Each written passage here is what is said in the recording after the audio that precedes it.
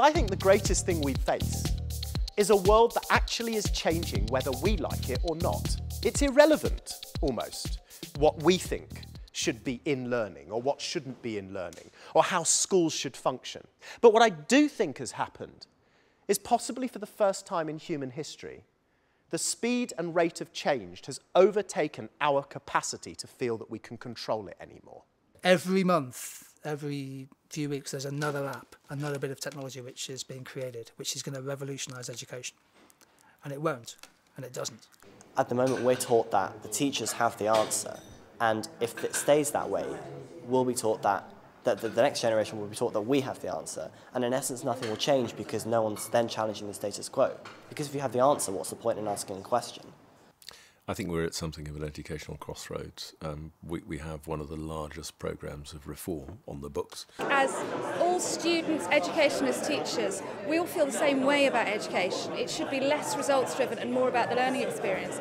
But it's trying to get that implemented is very challenging when we're so qualifications driven in this country. The harder they try and push people to get through exams, the more they see that results fail in the face of that pressure.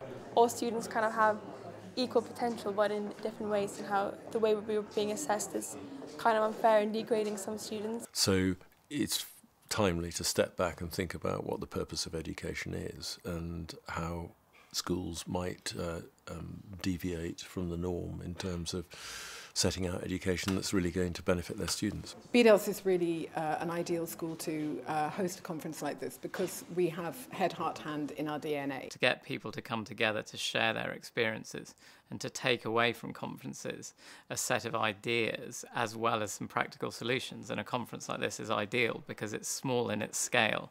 All of the delegates and the people attending are getting a chance to speak to one another, to share ideas.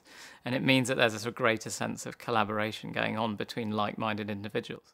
What I really enjoyed is that they asked us views too. There was 2 of us in the audience, there was 2 students, and he was really interested in what we had to say. This is our world. We love education. That's why we're teachers. We want to do it as well as we can. There's certainly be one take-home message from today's Bedales conference. That would be, don't be too obsessed with technology. That parents, delegates, students, anyone listening to today will have taken away the idea that slow means reflection, it means deeper learning, and it means a better education.